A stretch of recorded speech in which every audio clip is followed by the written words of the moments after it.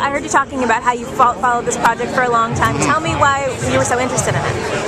Well, I grew up with it as a sort of a subliminal part of my character, watching it every afternoon between the key ages of 8 and 12 in Canada, where the sun left the sky at 3:45 in the afternoon in February. I'd walk across the frozen creek, up the frozen stump trail, past the den of wolves. I lived on the edge of a national park, and I'd strip off the frozen snowsuit, turn on the little black and white TV, and there were Yogi and Boo Boo to warm me up after my hard day at school and my rough commute. So it was a childhood comfort. Oh, it really was. It really, and indeed now today an honor and a responsibility to have taken this on.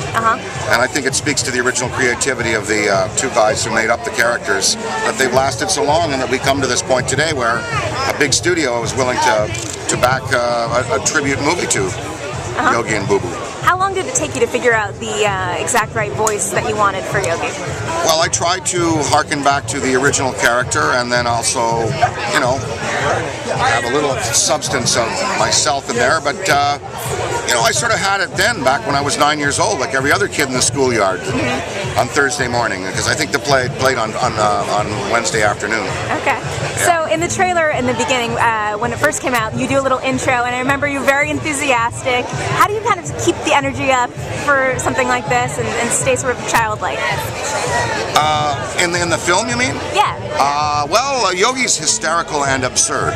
So you start with that and just be hysterical and absurd. And I mean, I really committed to it physically when I was doing the voice. I tried as much as I could to remember how the character walked, and basically the physical animation even back then. So that's really all I had to go on. Then I began to see what they were doing, and sort of could imitate the bear as I was watching the bear.